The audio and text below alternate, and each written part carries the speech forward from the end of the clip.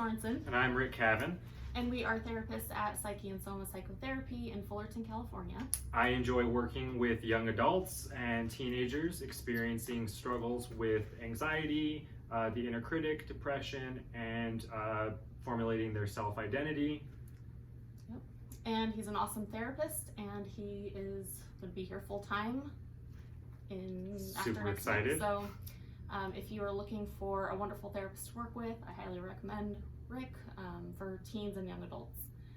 And I work with also young adults who struggle with complex trauma, the effects of trauma, young adults who have survived childhood trauma, and I work with a somatic and depth-oriented approach to therapy, so including body-oriented approaches into therapy. I can't talk today.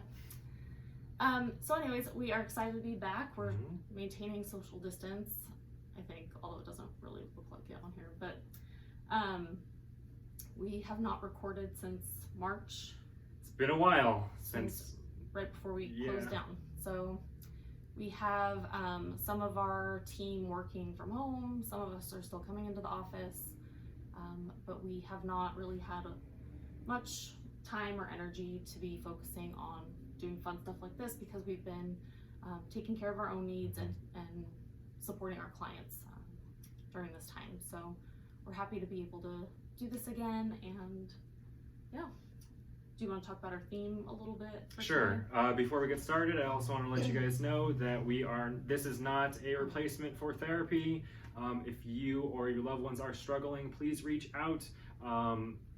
There will be a link below to my phone number. You can reach out and I will get you directed to a proper fitting therapist to help you or your loved one out with their problems. With that being said, quarantine, COVID stuff, social unrest, there's been a lot of stuff that we've all been struggling with, I think, and like Ashley said, we haven't met in quite a while to do these videos because we've been tending to ourselves and we've been tending to our clients, and we understand that it's been a rough time, like 6 or 7 months. I feel like it was 5 years ago that we were in a safer place, but certain things I think have to continue, and we're doing this also as a self-care because it is fun, and hope that you guys enjoy it as well. The theme today is a quarantine playlist. Very loosely interpreted. Yeah, being whether it be songs that affected us during the quarantine or potentially were changed in meaning because of it. So we hope you enjoy the stuff that we've picked out for you. Yep. And don't forget to, if you like this video, subscribe to our YouTube channel. We have different videos related to music and mental health, as well as other videos from other members of our team. And feel free to share this video or comment below on your quarantine songs, whatever that means to you, what has helped you get through these last 7-8 months, whatever it's been. 7 or 8 years. Yeah. All right, so our first one is one of my songs that I've chosen, and so I'll just preface with, this is meaningful to me because I really love grocery shopping and making grocery lists and cooking. And at the beginning of quarantine, cooking was like my go-to coping skill from a nervous system perspective. I was kind of in this flight mode where I was just staying busy with cooking. And then the grocery stores just changed completely. How you go into a grocery store it just was not the same. If you could go into a grocery store. If you could go in, if you didn't have to wait an hour to get in there. So this song felt very fitting because it changed one of my own normal ways of self-care. And it's the Clash's Lost in the Supermarket. So let's see, where am I going to start it?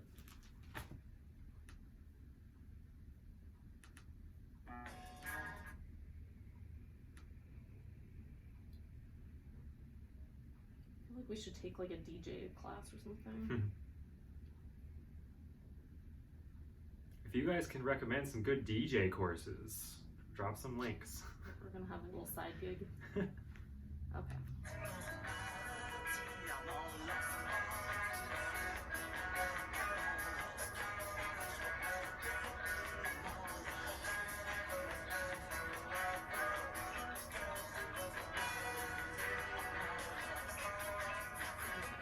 So the chorus, he's just saying he's all lost in the supermarket, and that's exactly how I felt when I'd go in.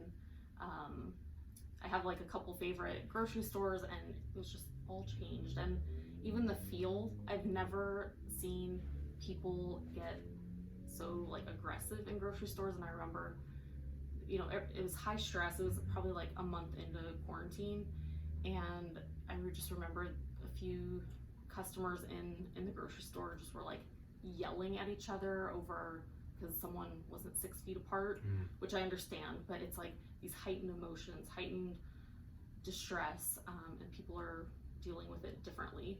But for me, it was like so scary because it was like not something I had ever experienced in a grocery store. Right. And at first, I like kind of froze up. Like I was checking out, I was like bagging up my own stuff, and I like kind of froze, and then I was just like really watchful of what was going on, and I'm like, Ashley, like just get out of here, like get out. And then so I had like all these different stress responses in like a course of a few minutes, and then I got in my car and I just like cried. It was just, I don't know, it was bizarre. Yeah. So yeah, that's how, I guess, I think in some of these songs I'll talk about like different stress responses, and I'm just curious what you've noticed, whoever's listening, just what you've noticed in your own stress responses through quarantine. Did you notice going into like a fight, a flight, or a freeze when we first got the news that we had to like quarantine for 2 weeks? Yeah, just what happened for you? Yeah, I remember my first trip back to a grocery store.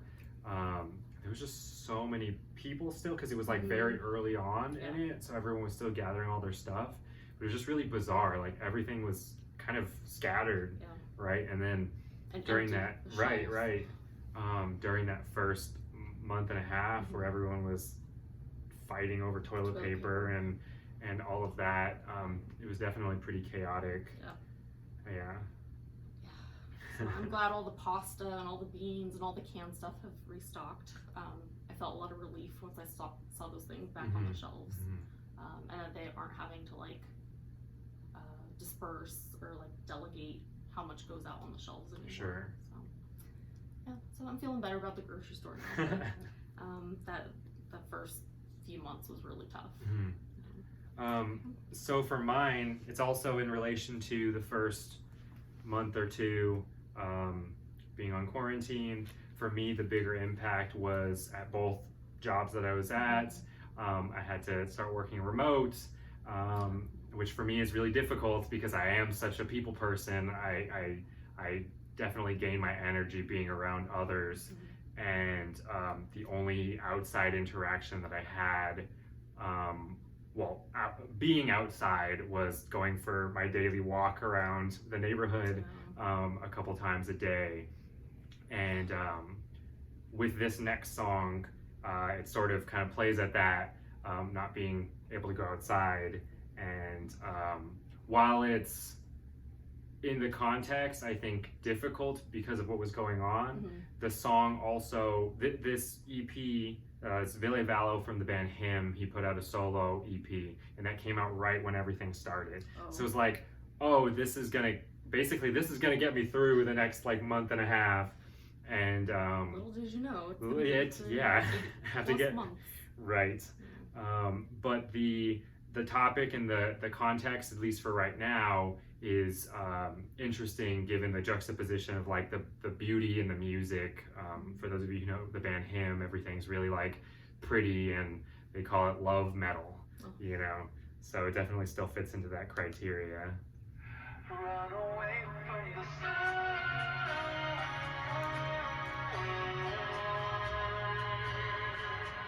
Run away from the sun. To me.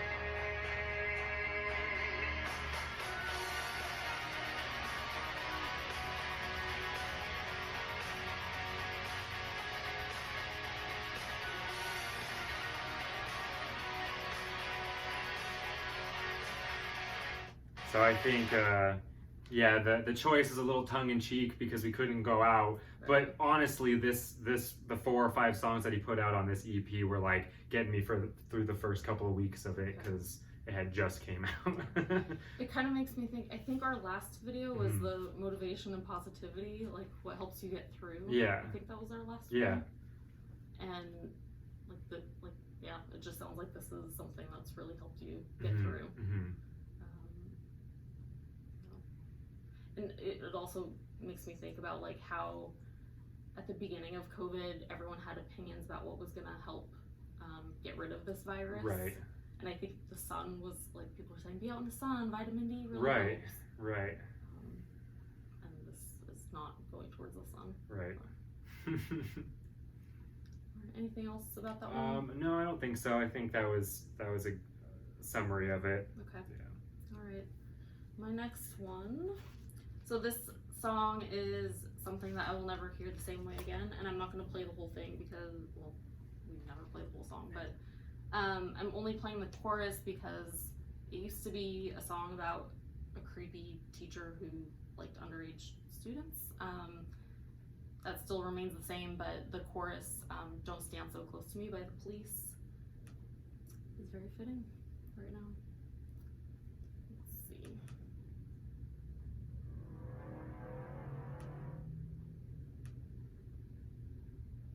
I should just choose songs that I can play right at the beginning.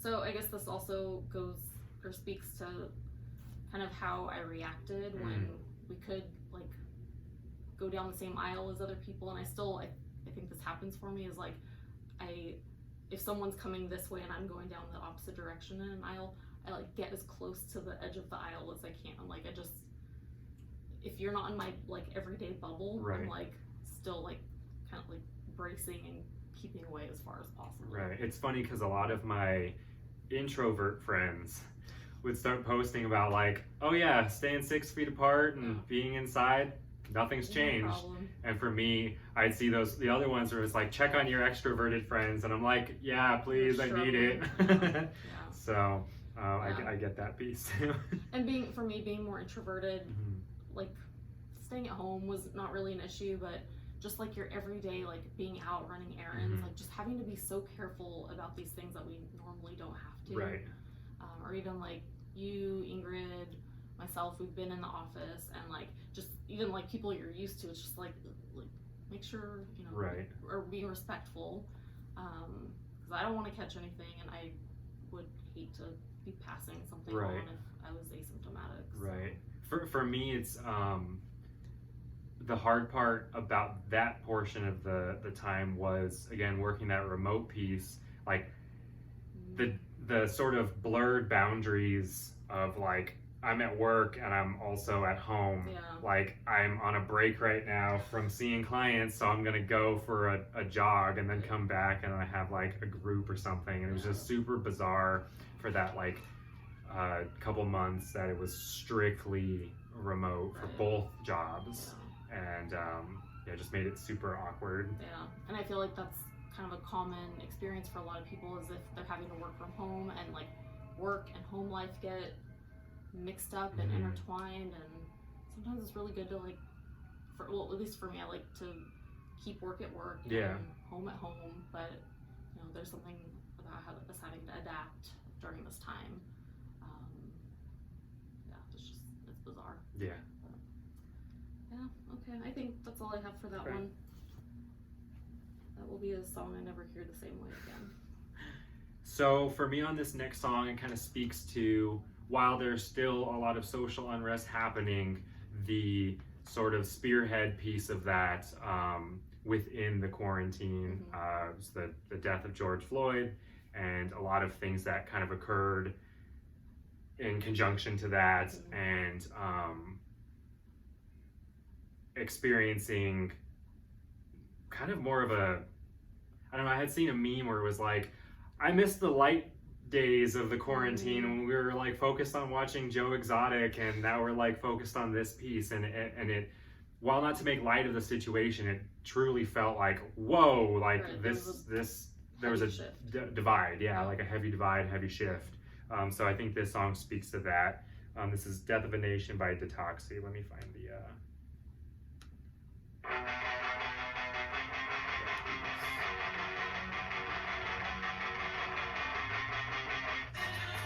I also want to speak to, around the entire quarantine piece, I got way more into my goth side, so all these songs are pretty much in that genre.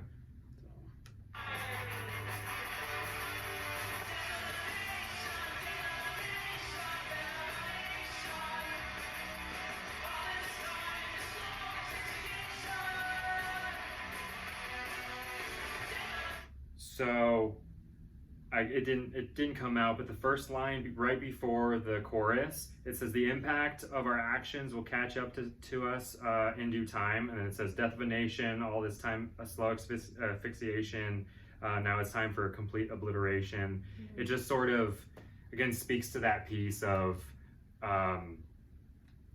just heavy social unrest, and I piece it together with this moment where all of the riots were happening, or the protests rather, and there was riot police outside of my apartment in this big like Hummer or whatever, mm-hmm. and they got out with all their shields and then went back they were like just moving the car, but it was terrifying.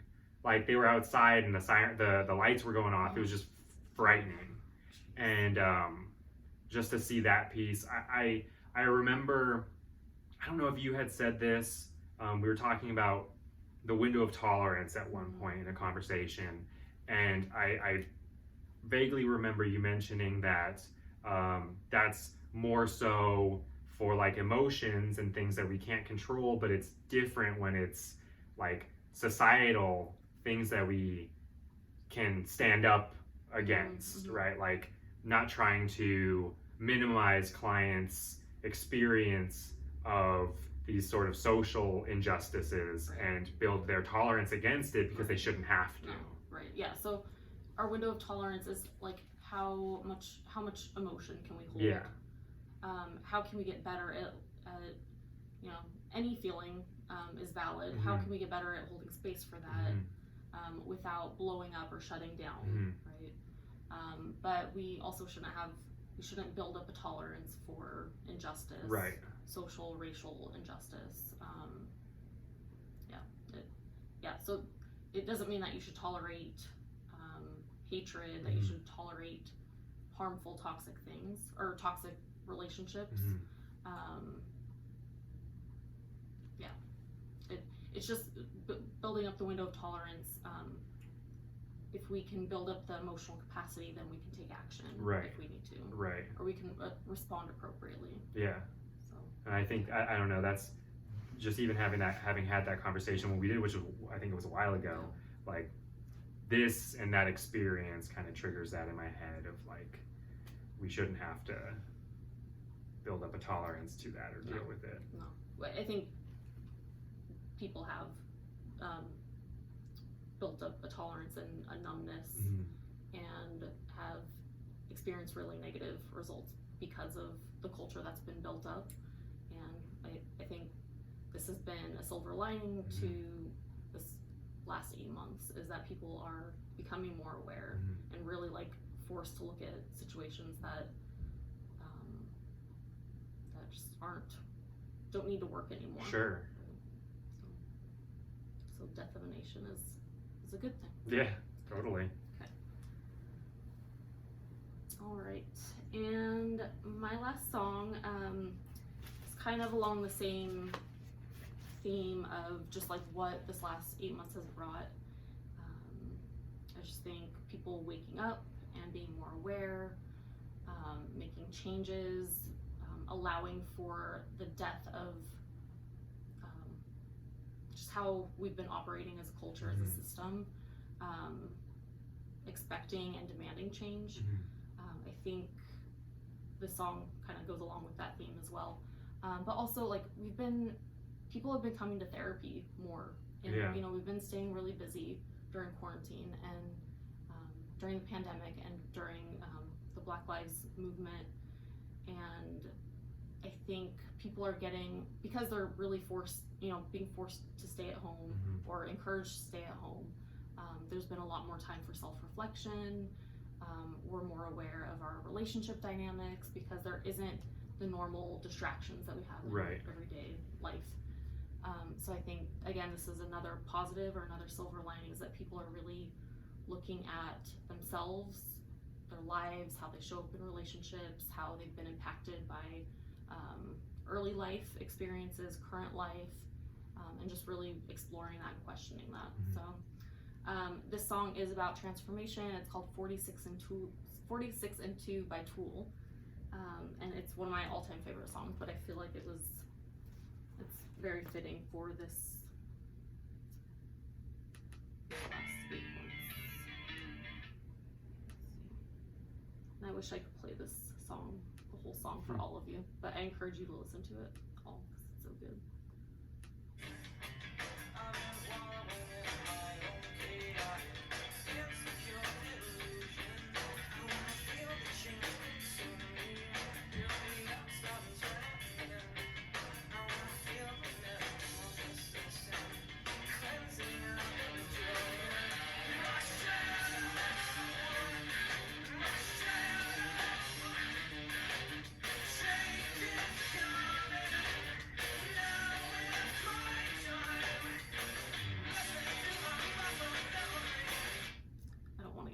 For this, so I'm gonna stop.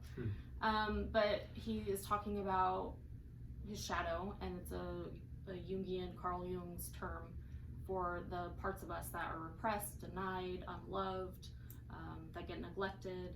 And I think from new clients and current clients, I think a lot of people are really exploring that lately. You know, what are these aspects of themselves that they cannot stand, but they're like trying to open some curiosity to these parts of them that they don't normally pay attention to. And shadow, so he's talking about his shadow is helping him transform into a better version of himself. But it's going to take a lot of moving from the out inward, and that's what's required. It's not always these outside things that are going to change us. We need to also be doing that inner work. So, and that includes looking at the parts of us that we're not quite proud of, or that we're not happy with, or that we hate. But sometimes even the good stuff can be in the shadow, like our artistic abilities, or our empathy, or our feelings can be in the shadow as well. So yeah, that's my last song. I don't have anything else to say about it. So for mine, I chose 100 Years by The Cure. That's probably one of my favorite songs by them. I've been really into their music lately. I think for me, it's sort of a juxtaposition again between like the dark lyrics, which are kind of bleak, and the, I mean, it's a goth club like bop, you know, like, so it's sort of this like discouragement of potential negatives that will come, but also this like yearning to get back into the world of like, hey, like when clubs open up, you know, or when I can see like all of my friends again, this sort of I hope it doesn't happen like this, but I'm excited. I have something to look forward to when it goes back to normal. So that's at least the way that I'm looking at it.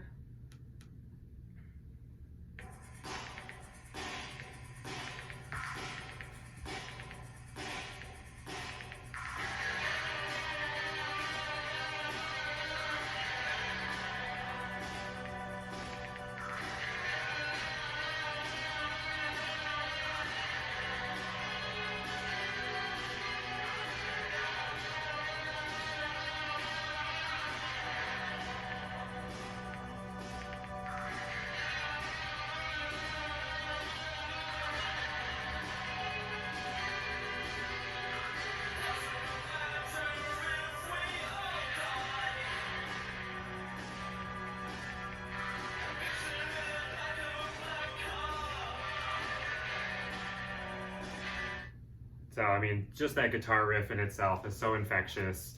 Yeah.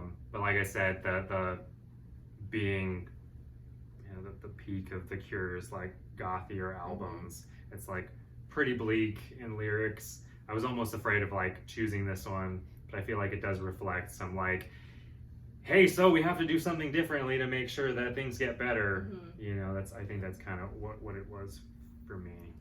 Even the bleak feeling though, like that's a very real feeling that I think a lot of people have been experiencing. Yeah, totally. One of my songs was going to be Everything Turns Gray by Agent Orange. Yeah. And it's just like, I think a lot of us have experienced, I would say most of us, all of us have been experiencing some form of bleakness or depression, or like, oh God, when is this going to be over? And earlier when you were saying like, when things start opening up and when I can see my friends again, like that's exciting. And hopefully that happens someday soon, or sometime when it's safe.